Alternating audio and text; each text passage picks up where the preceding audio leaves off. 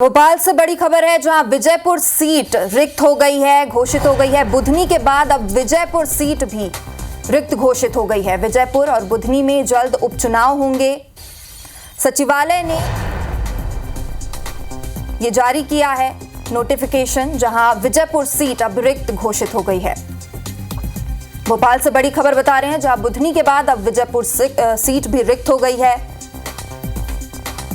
जल्द ही वहां उपचुनाव किया जाएगा। सचिवालय से ये नोटिफिकेशन जारी हुआ है, जहां विजयपुर सीट को रिक्त बताया गया है।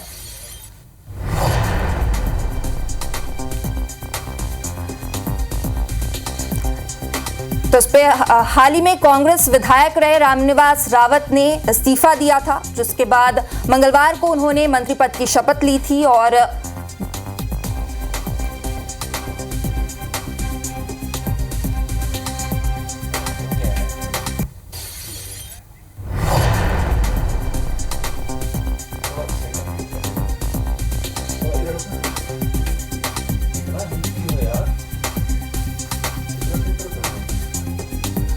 पूर्व विधानसभा सीट पर भी चुनाव घोषित होंगे। उसे भी शून्य घोषित कर दिया गया है, खाली घोषित कर दिया गया है। वहीं अब इसके चलते ही ये तय है, विजयपुर सीट जो है वो रिक्त घोषित कर दी गई है।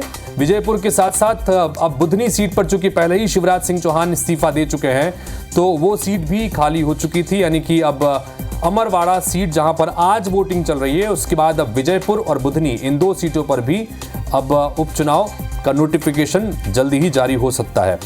विवेक पटैया हमारे सहयोगी जुड़ के उनसे बात करते हैं। विवेक, रामनिवास रावत के इस्तीफे के बाद विजयपुर सीट खाली हुई और आज उसकी रिक्त होने का भी सचिवालय की तरफ से जानकारी आ गई है, बताइए।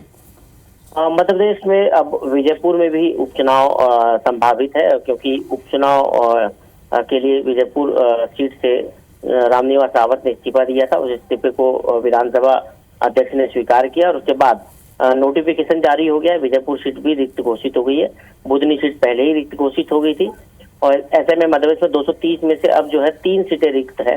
इसमें अमरवाड़ा में उपचुनाव चल रहा है और बुधनी और विजयपुर 2 रिक्त सीट घोषित हुई है, जहां पर 1 से 1.5 महीने के अंदर जो है चुनाव कार्यक्रम जारी होने की संभावना है और जल्द यहाँ पर चुनाव घोषित होने के बाद जो है इन सीटों पर जो है चुनाव भी होगा।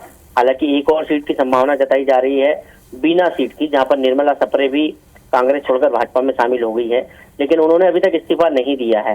लेकिन 2 सीटें रिक्त घोषित हो गई, दोनों पर उपचुनाव की स्थिति साफ हो गई है।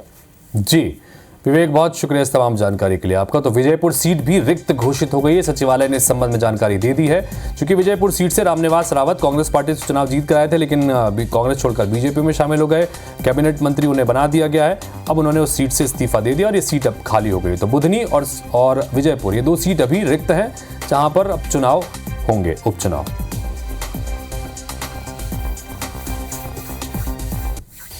तो हो गई है बुधनी के बाद अब विजयपुर सीट भी रिक्त घोषित हुई है।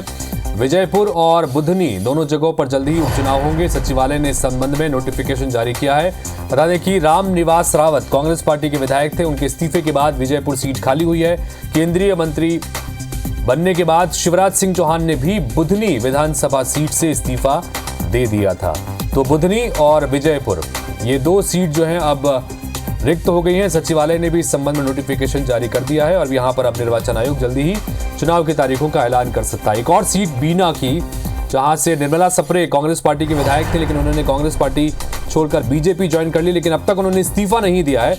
तो उस सीट को लेकर भी हालांकि ये तय है कि वहां पर भी वो इस्तीफा देंगे, क्योंकि दल बदल नियम के तहत उन्हें इस्तीफा देना होगा। तो ये 3 सीटों पर अब उपचुनाव और संभव है, लेकिन फिलहाल 2 सीट और रिक्त हो गई हैं, विजयपुर और बुधनी।